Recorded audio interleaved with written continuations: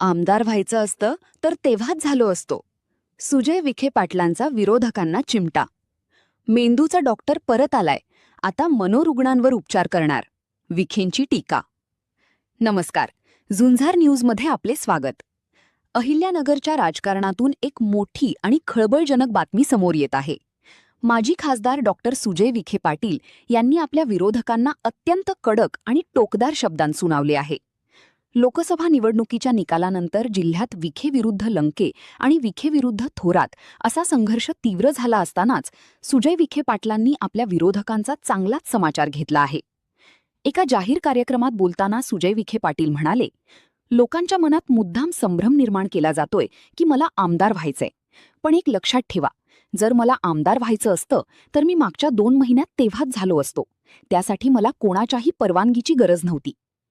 विखेंनी पुढे टोला लगावला की ज्या पदांचा तुम्ही आता आनंद घेताय ती पदं आणि ती प्रतिष्ठा आम्ही कधीच सोडून दिलीये.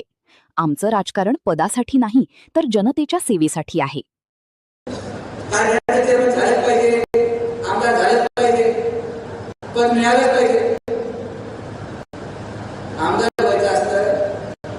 मागच्या 2 महिन्यामध्ये केव्हा झाला असता.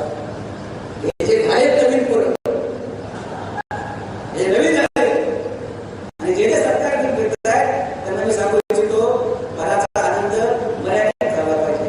तुम्ही ज्या पदाचा आनंद घेताय हे पद आम्ही सोडून दिलेले पद आहेत. हे तुम्हाला आमचा स्वार्थ पदासाठी नाही, आम्हाला सत्कारासाठी पदाची गरज नाही, आम्हाला समाजासाठी पदाची गरज नाही. आणि नुसतं गावात लोक तरी लोक आनंद घेतात ही आनंदाचा विखे पाटील परिवाराबद्दल लोकांनी ती आनंदाचा गेल्या 50 वर्षाच्या कालावधीने करून त्यामुळे भारावून जाऊ नका. पण यायला जायला वेळ लागत मी जिवंत उदाहरण. पण आलं काय आणि केलं काय, किती वेळ लागला. पदाचा मान सन्मान केला पाहिजे. पदाचा मान येता कामा नये, पदाची मंजुरी येता कामा नये. पदाचा मान सन्मान करा. मिळालेला पदाचा वापर समाज कल्याणासाठी केला तर आनंद आहे. जर त्याचा दुरुपयोग केला तर मग आम्ही आहोतच. काही काही जबाबदाऱ्या परमेश्वराने देऊन दिलेल्या आहेत. त्याच्यापैकी आपण जबाबदारी आपण पार पाडली. विधानसभेपासून सुरुवात केली, अजून 5 वर्ष करू. म्हणजे हा विचार करा की मी जर एखाद्या निवडणुकीत उभं राहिलो, मी हा विचार करा, 1 महिन्यामध्ये असा विचार करा, खरं खोटं मला माहिती की माझा जेवढा प्रयत्न स्वतःला निवडून येण्यासाठी कातर केले मी लावतो, त्याच्या 25% प्रयत्नांचा अंदाज करू शकतो. हा जास्त मेहनत करायची गरज नाही. सुजय विखे पाटील यांनी यावेळी हे स्पष्ट केले की त्यांना सत्तेची कोणतीही हाव नाही. विखे कुटुंबाचा वारसा मोठा असून त्यांनी अनेक महत्त्वाची पदे भूषवली आहेत.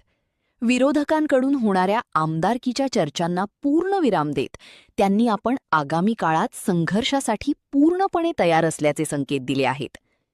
आम्ही सत्तेसाठी लाचार होणारे लोक नाही. जनतेने दिलेला कौल आम्हाला मान्य आहे, पण याचा अर्थ असा नाही की आम्ही शांत बसू.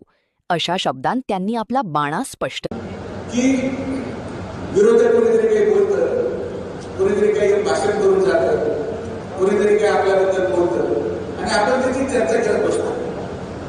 आपल्याला कोण आपल्याबद्दल काय बोलायची चर्चा करू नका. आपण समृद्ध आहोत. तुमच्या आशीर्वादाने आपली तेवढी ताकद आहे आणि आपण किती ताकद ठेवतो हे मागच्या 6 महिन्यामध्ये जिल्ह्याला दाखवून दिलं. तुमच्या आशीर्वादाने दाखवून दिले. त्यामुळे हा चर्चा करत नका. एवढ्या नुसत्या कधी खेळून सोडले नका. तर आपण सर्वजण आलात की काय झालं, मी महिन्यामध्ये राहिल्या वगैरे गडबड सुरू झाली.